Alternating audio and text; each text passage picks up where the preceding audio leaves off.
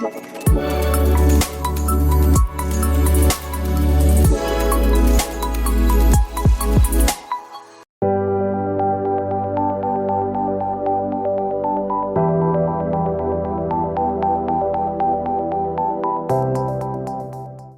my boys and girls of grade 5 and 6.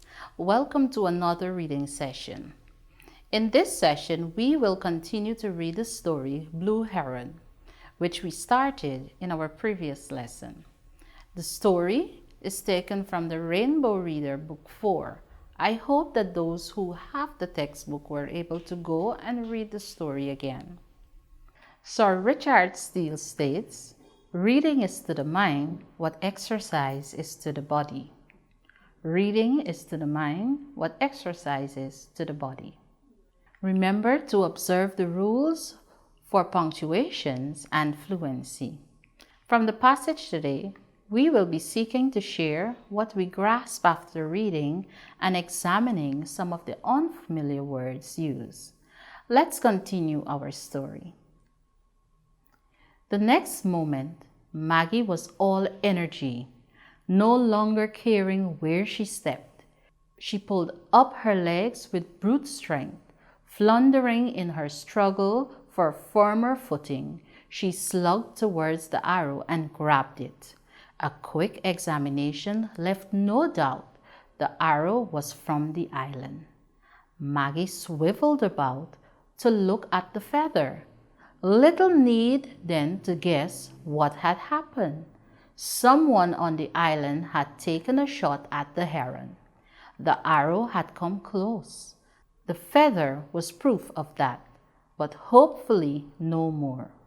Grasping the arrow firmly, Maggie struggled back to the shore and climbed onto her rock. Her legs were dripping with bad-smelling mud. She was exhausted. All the same, she was determined to wait until she saw or heard some sign, any sign, that the heron was still alive. Maggie's breath and heartbeat gradually returned to normal. More calmly now, she began to think, trying to figure out why anyone would want to kill the heron. She considered target practice, a desire to have a bird's feather. But there was, she knew, no way of knowing. The only thing was that it had been someone who cared nothing for the bird. But how, she wondered, could that be, when the bird was so beautiful? Still, the evidence was clear. The hunter had taken time to construct a hiding place, then watched and waited.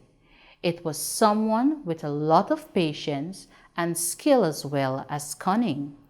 Maggie tried to recall kids she knew back home who might do such a thing. There were mean ones, bullies in her school, but even they, she was positive, would not want to kill the heron. It was too cruel. No, she could not contemplate such a person. Then Maggie asked herself if there was any connection between her going to the island and the shooting. Was it just coincident, or had one led to the other? Now that's the end of our story. Did you imagine that ending? How are you feeling now that you've read the entire story? How were you feeling as you listened to the story? Were you excited? Were you nervous? Were you scared? Were you worried? Can you say who were the characters in this story? Think about the questions I've asked to help you connect and build a better understanding. I really hope that you enjoyed that story. Now, in this part of the story, there were quite a few interesting and unfamiliar words that we will now look a little closer at. We will pronounce those words, spell them, and then find the meaning of those words. I hope that you have your dictionary nearby so that we could get started. Listen carefully to each word, look at the spelling, and then find it in your dictionary. Let's look at these words. Floundering. Let's spell Floundering. Floundering. Floundering is to struggle or stagger helplessly or clumsily in water or mud. Let's read the meaning again. Floundering is to struggle or stagger helplessly or clumsily in water or mud. Slogged. Let's spell Slogged. Slogged. Now, slogged is when you work hard over a period of time. Slugged is when you work hard over a period of time. Swiveled. Swivelled.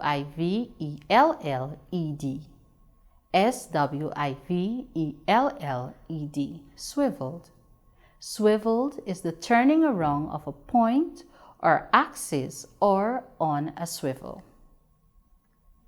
Grasping. Grasping.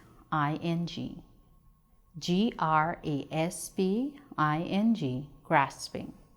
Grasping is an act of taking, holding, or seizing firmly with the hand. Grasping is an act of taking, holding, or seizing firmly with the hand. Gradually. Gradually. Gradually. Gradually. Gradually is the slow movement over a period of time or a distance. Gradually is the slow movement over a period of time or a distance. Evidence. Evidence. Evidence. Evidence. Evidence is the available body of facts or information indicating whether a belief or proposition is true or valid. Evidence is the available body of facts or information indicating whether a belief or proposition is true or valid. Cunning. Cunning. Cunning. Cunning.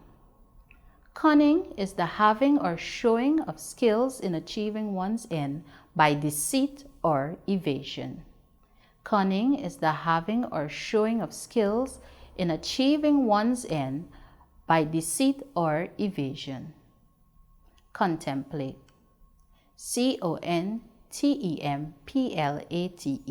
Contemplate. Contemplate. Contemplate. Contemplate is thoughtfully thinking about something for a long time. Contemplate means thoughtfully thinking about something for a long period of time. Now, let's look at our words once again. Make sure you have your book and your pencil so that you could write them down. You could learn to spell them better after this lesson. Floundering. Slogged. Swiveled. Grasping. Gradually. Evidence. Cunning. Contemplate.